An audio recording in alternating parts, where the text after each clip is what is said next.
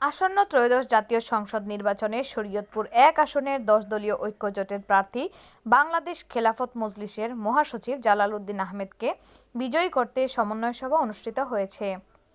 সোমবার ১৯ জানুয়ারি শরীয়তপুর শহরের একটি রেস্তোরাঁয় ১০ দলের নেতাদের অংশগ্রহণে এ সমন্বয় সভা অনুষ্ঠিত হয়। শরীয়তপুর জেলা জামাত ইসলামীর আমির অধ্যক্ষ আব্দুর রব হাশিমের সভাপতিত্বে ও বাংলাদেশ খেলাফত মজলিসের শরীয়তপুর জেলা শাখার সাধারণ সম্পাদক মোহাম্মদ দবির হোসেন শেখের সঞ্চালনায় সভায় প্রধান অতিথি হিসেবে উপস্থিত ছিলেন শরীয়তপুর ১ আসনে ১০ দলীয় ঐক্যজোটের প্রার্থী বাংলাদেশ খেলাফত মজলিসের মহাসচিব জালাল উদ্দিন আহমেদ।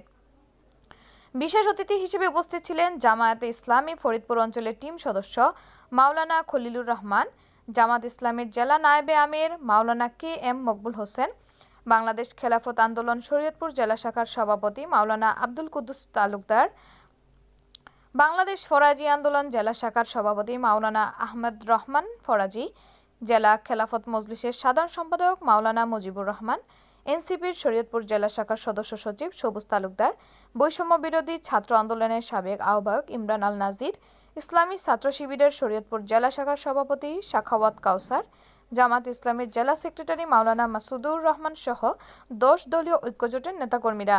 আজকে আমরা ১০ দলীয় জোটের শরিক সকল দলকে নিয়ে আমরা এখানে বৈঠক করেছি।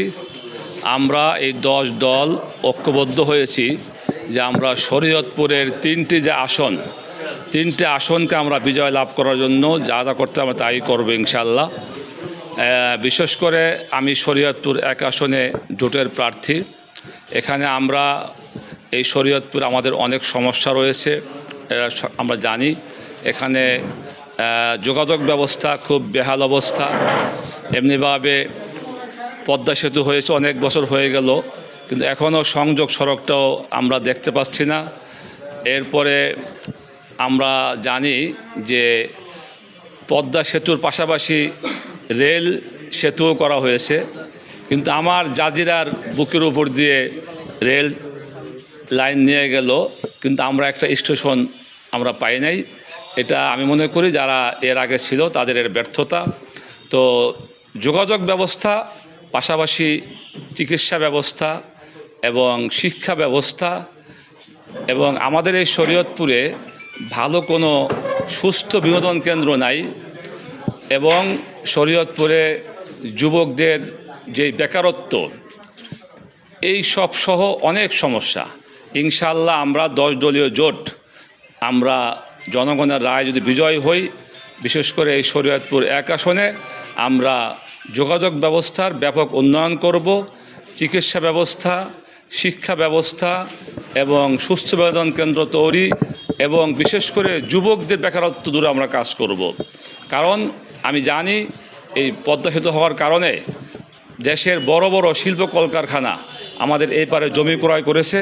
আমরা চেষ্টা করলে এখানে আমরা বড় ধরনের মিল ফ্যাক্টরি করতে পারবো, যুবকদের কাজের ব্যবস্থা হবে এবং আমরা যুবকদের জন্য বিভিন্ন কারিগরি ট্রেনিং, কম্পিউটার ট্রেনিং সেন্টার তৈরি করব, যাতে আমাদের যুবকরা এখান থেকে ট্রেনিং প্রাপ্ত হয়ে বিদেশে গিয়ে ভালো চাকরি করতে পারে এবং দেশের জন্য রেমিটেন্স বয়ে আনতে পারে।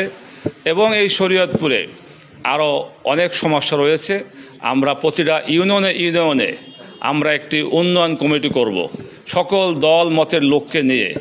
এই ইউনিয়নের উন্নয়ন কমিটির তাদের রিপোর্টের ভিত্তিতে আমরা এই শরীয়তপুরকে আমরা সাজাবো ইনশাআল্লাহ।